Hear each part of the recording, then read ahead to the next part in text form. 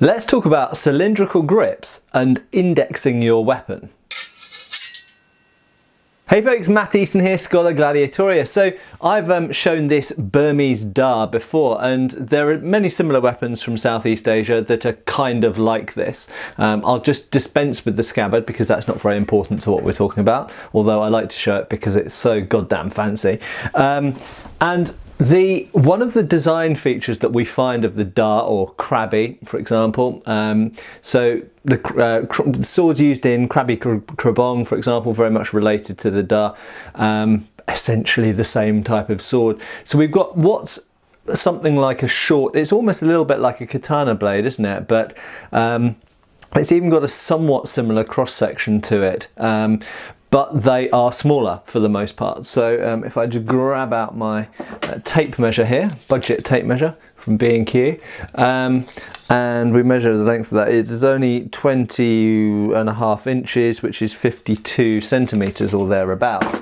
And so they're, generally speaking, a lot of them are quite short bladed, but there are big ones. There are larger, kind of maybe two-handed.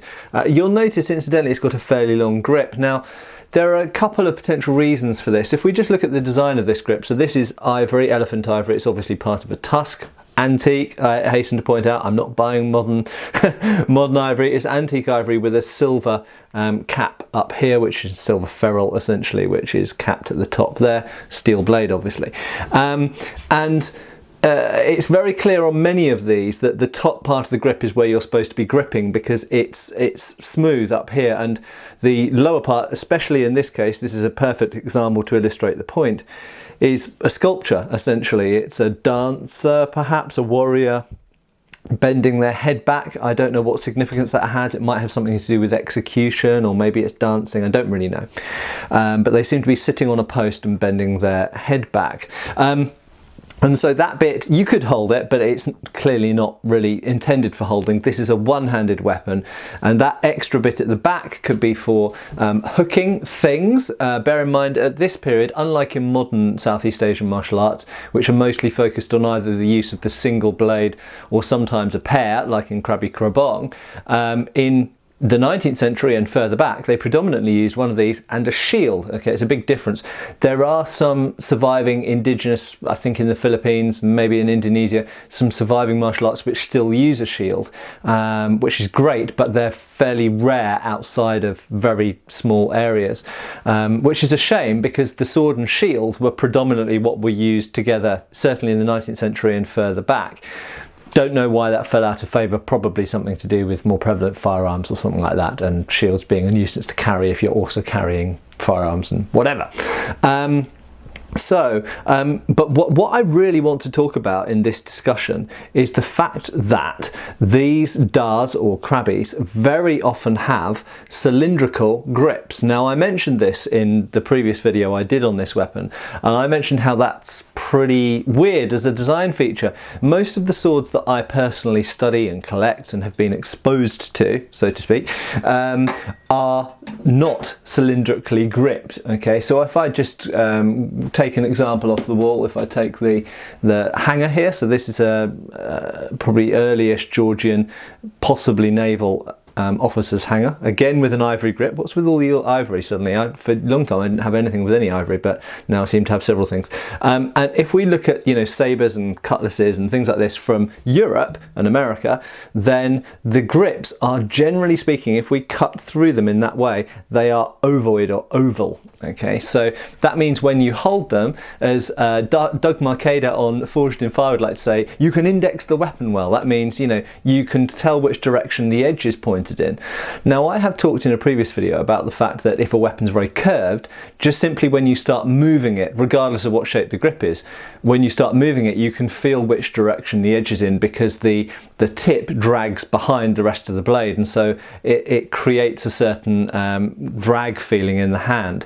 And that helps you align the edge. So curved weapons, a lot of people talk about curved weapons cutting better. There's many reasons why that might be, and generally speaking is the case, but one of the factors that I think gets overlooked very often is edge alignment, and a curved weapon is easier to align the edge than a straight weapon is. Straight weapon's far easier to mess up the edge alignment.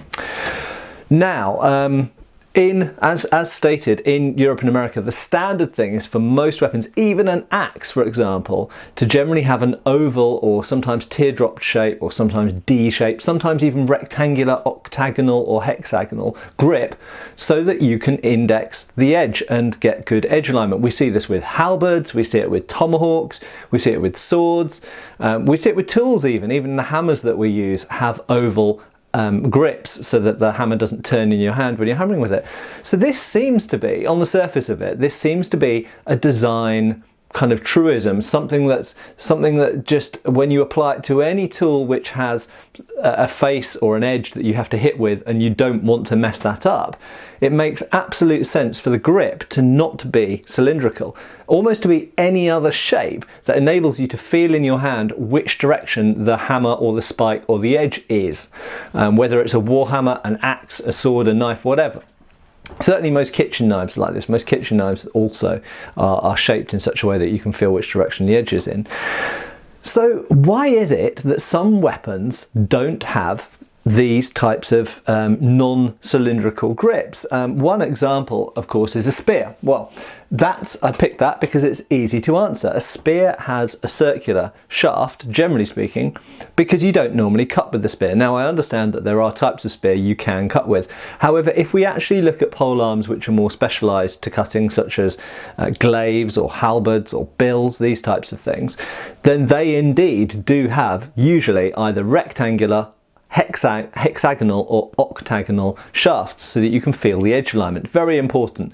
And I've never really studied naganatas or the Chinese equivalent, their large versions of glaives, but I believe that they have oval shafts as well, and certainly Japanese weapons in general, katanas and tantos and wakisashis and tashis, things like this, they tend to have oval grips also to aid with the edge alignment. So it comes back to the question of why the hell the Dars, every single one I have personally ever seen, I'm not going to say all of them, but all the ones I've ever seen and handled, have completely cylindrical grips. Now, what inspired me to make this video, I actually have other videos backed up ready to go, but what inspired me to make this video now is I was taking this sword out of storage, and in doing so I was like, I haven't seen this for a little bit, and I was moving it around and trying to swish it, and I did swish it because I had looked which direction the edge was in. I'd put it in my hand and then I swished it, but then I let the edge stray slightly from true, and rather than getting the nice cutting sound through the air, you get kind of like I was going to say like a wet sound. You don't get a wet sound, you get a kind of it's just a flappy sound. It just doesn't sound like that sharp sound. It just sounds like because of course the edge isn't pointing in the right direction relative to the movement.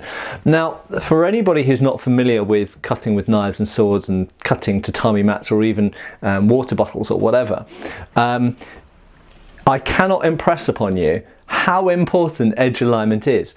A sword is not effective as a bludgeoning weapon. Most swords are relatively light and they balance relatively close to the hand. Okay, that means that they are rubbish as percussion weapons, as percussive like a hammer or a mace. Hammers or mace balance at this end and therefore hit hard. Swords do not. Never think that swords, at least most swords, are at all like a mace or a hammer in how they hit. Therefore, they rely on their sharpness. Now, because they rely on their sharpness, you have to cut the target. If you don't cut the target, it's no different from hitting the person with a blunt practice weapon or a light stick or a stick which is balanced towards the hand. You're not going to do very much damage. You might hurt someone, you might slightly cut them from abrasion, but you're not going to chop, you're not going to slice unless the edge is completely or very close to being in the same direction as the plane of movement. And that's why we practice test cutting, because frankly a lot of people, I've seen people who've been quite good fencers and then they picked up a sword and tried to cut and they've been hopeless at cutting. So it's really, really important to make sure that your form is correct. Now, you don't have to do this by cutting. You can just practice form an awful lot and make sure that you are always leading with your edge. And like I say, you can hear in 19th century British accounts, and incidentally in 19th century Britain, they did do test cutting. They did cutting lead bars, cutting dead sheep, cutting fruit of various kind, cutting fish, dead fish, like they do in Forged in Fire. and clay and various other things, even wood and all kinds of stuff. So they did do test cutting, but in addition to that, they also mention in several sources that when you're practicing in the air doing your cuts, you should be able to hear the swish of the blade. Now, coming back to cylindrical grip. So why the hell has the Burmese Dar or the Thai Krabi or these kind of family of weapons, why have they got cylindrical grips? Now, when I mentioned this in a previous video, a couple of people from that part of the world said, oh, there is a reason why they've got cylindrical grips, but then I don't think they ever gave the reason, and I really want to know this. And so this isn't so much an informative, well, hopefully some of what I'm saying is informative, but this is more of a why the hell have they, this is a question to you out there. Why do you think these weapons have cylindrical grips? I honestly just don't know. Now, what's interesting as well is if we take a different weapon but from the same part of the world, we take the Moro Chris behind me here. What's interesting is this has an almost cylindrical grip right up here behind the guard, if you want to call it that, but behind the blade. So it's almost cylindrical up here. However, it's very much not cylindrical down here. It's almost rectangular. In fact, basically, if you look at the pommel, try not to hit myself with it, it's quite sharp this. If you look at the pommel, it is basically a rectangle at the bottom. So with this weapon, you can actually feel the edge alignment quite well. And for another important reason, because you have this section of blade up next to your thumb and finger. So much like with a medieval cross-hilted sword, which I don't have one off to hand to wave in front of you right now, but much with a medieval cross-hilted sword, or indeed, it has to be said, with simply hilted hangers and sabres, you can feel also the edge direction from the guard direction. And that's one of the reasons, makers, listen up, one of the reasons it's super important you make sure your guard is pointing in the same direction as your edge. It's not just for aesthetics, it's not just to make it look nice, it's so that the person using it can feel the edge alignment from the guard. So with this Moro Chris, I can absolutely feel which direction the edge is pointing in because my thumb, on the inside there, sits against the flat of the weapon. If we look at medieval German treatises, for example, we see the thumb is often actually placed on the flat in Langmesser and longsword, and that additionally can help steer the edge when you're cutting at these kind of weird angles. If you're doing something like a zwerchhau or twerchhau, for example, round here, you can feel the, despite the fact I'm going in a strange plane, you can feel the edge alignment by virtue of the fact you've got your thumb on the underneath. But even with a weapon where you don't do that kind of maneuver, where you've got a crossguard, or which is essentially what we've got here, a crossguard, or in addition to that, you've also got a section to the grip which isn't cylindrical. It doesn't matter if the top of the grip's not cylindrical in this case. So, to cut a long story short. Now, another weapon which is almost cylindrical at that part of the weapon is the Afghan Khyber knife. So different part of the world, also kind of Asia, but obviously much further north, much colder. And this part of the grip on an Afghan Khyber knife is quite cylindrical as well. However, there are a couple of things which keep the edge aligned with that, one of them being the same, and that's that the bottom end of the grip is not cylindrical. So when you hold the weapon, even if I hold it in a hammer fist, number one, my little finger can feel which direction the edge is in. That's the first thing. The second thing is, we've got, again, similar to a medieval crossguard, we've got a projection coming out the front here. That means my finger and my thumb at the side can feel which direction the edge is pointing in. So even if I hold it in hammer fist, it's quite easy for me to align that edge. Another thing that, and this might be completely wrong, we don't really know, as far as I've found so far, we don't really know actually how Afghans predominantly, or Pathans and the various other Afridi, the various tribes that now make up Afghanistan, we don't really know how they held their chora or chara knives, Afghan Khyber knives, but it's possible that they put their thumb up the back as well. And the same goes for Turkish or Ottoman yatagans, which have got a similar type of grip to this. And you can put the thumb up the back, and obviously for someone who does sabre, it's actually quite comfortable to stick your thumb up the back. And that is yet another way, it has various benefits putting your thumb up the back, but it's another way of aiding the edge alignment because you're pushing the back of the blade so you can feel which direction the edge is actually moving in because your thumb's pushing the flat back of it. So there's no issue with the Moro Chris or with the Afghan Khyber knife. Another weapon which has an almost cylindrical grip on it is the Indian tulwar, or Indo-Persian tulwar. Now this isn't a perfect example, there's another one on the wall but I won't grab that. But they're very thin up here, okay? But again, the edge alignment is sorted with this type of hilt by virtue of the fact that they have a crossguard. Because you've got a crossguard, your thumb goes on one side, your index finger sits underneath, and the kind of first knuckle of your hand kind of squeezes up on the other side of the guard, and you can perfectly feel which direction the edge is in. Also with a tulwar, the more curved it is, the more you can feel the edge as well. So there's no problem with edge alignment with a tulwar either. When we get onto small swords, for example, I'm getting through a lot of weapons here, aren't I? When we get onto small swords, these, it comes back to the European type, they have ovoid grips, and I'll just grab another unusual one. I will talk more about this weapon in the future because you'll think that's a saber, not a small sword. It is actually a small sword. It has a completely rectangular grip, and we actually see, sorry that I'm going off camera here, but bear with me, we actually see rectangular grips, and again I'll talk more about this. This is an épée de combat. It's actually a sword for dueling, for first blood dueling in France in the 19th century. Has a rectangular grip, and this is why modern fencing weapons such as foils and épées have rectangular grips. So small swords, foils, épées, épée de combat, these have grips that are specifically shaped, if not necessarily to aid edge alignment, because bear in mind small swords, foils and épées don't cut for the most part. Edge alignment is still very important in manipulation of the sword and in binding against another person's blade. So even when you're not cutting, it's still advantageous to be able to feel which direction your edges or edge are pointing in. So coming back full circle, we then have to ask if all of these weapons, all of these different cutting and thrusting and combination cut and thrust weapons from all over the world have grips which are of a shape which helps you aid edge alignment, or they have a crossguard, or they have a pommel which helps you with edge alignment.